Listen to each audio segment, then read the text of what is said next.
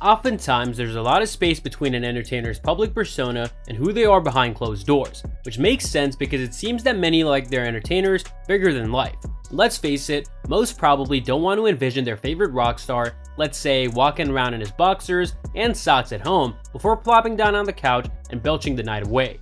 But sometimes, celebrities get heavily criticized for creating their image, a thing that happens in rap music a lot. Some rappers admitted to lying about their past because they were embarrassed to present their real selves and true origins. There are others who were caught hiding their true upbringing and continue to deny it, even though the evidence against them was all over the place. So, who are some of the rappers who have been charged with contriving their image? Hello everyone, and welcome to another video. Today, we'll be looking at the rappers who lied about their past. Yeah, you heard it right. So, let's start our video. Tyga. The title of Tyga's first album is no introduction, but after his release, he still needed to introduce himself and explain just how he grew up. That's because in December 2013, old footage leaked of a show called Bustas that showed a teenage Tyga talking about living in Los Angeles' San Fernando Valley.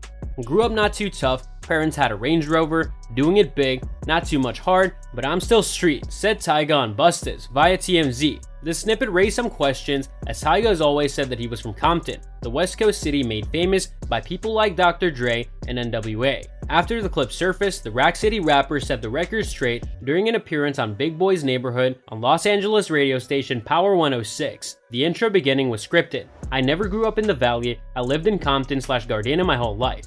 I'm young, I'm ambitious, I don't care. I'm getting a check for this. I'm having fun. I'm about to be on TV, he said. The controversy pretty much died down after he explained himself, but the California native went on to have a pretty fruitful career afterwards. Rick Ross. When Rick Ross shot to fame because of his 2006 hit, Hustlin', he also created an image for himself as a Miami mafioso, one whose financial success came from being a drug-dealing outlaw. But shortly after, rumors surfaced that said Ross was a corrections officer before being famous. It's no truth to it, he said on the video, according to MTV.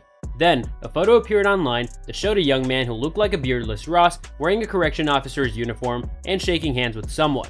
Chatting with All Hip Hop, the Port of Miami rapper then responded by saying online hackers put his face on another person's body for the photo.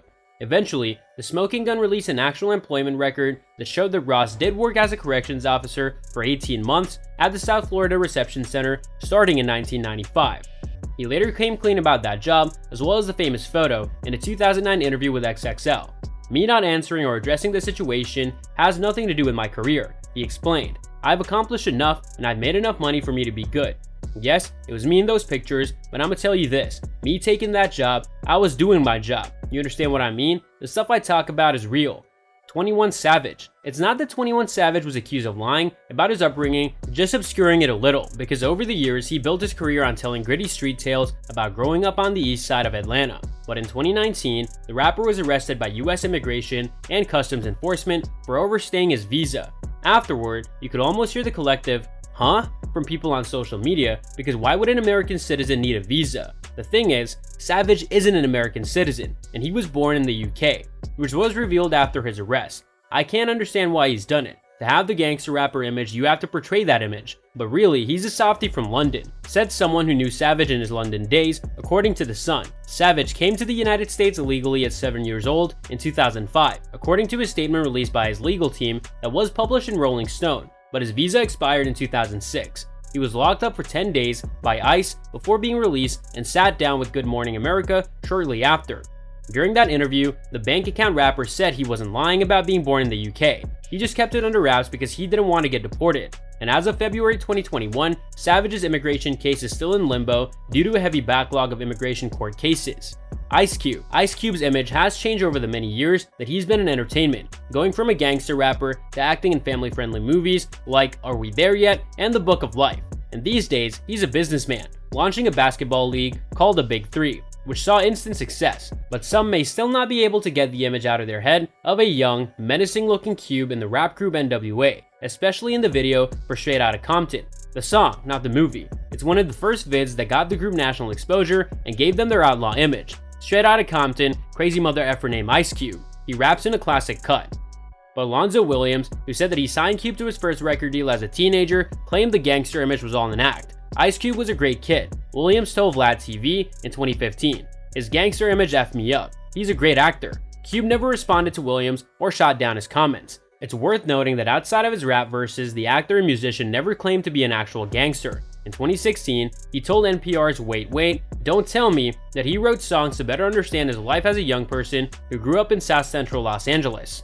Boss. The name of Boss's 1993 debut album is Born Gangstas, so it seemed easy to deduce that she lived a rough and tough life from early on, especially since she rapped about selling drugs and being in street wars. However, as the Detroit Metro Times recalled, Boss was surrounded by controversy when a 1994 story in the Wall Street Journal brought up that she was raised in a middle-class neighborhood in Detroit.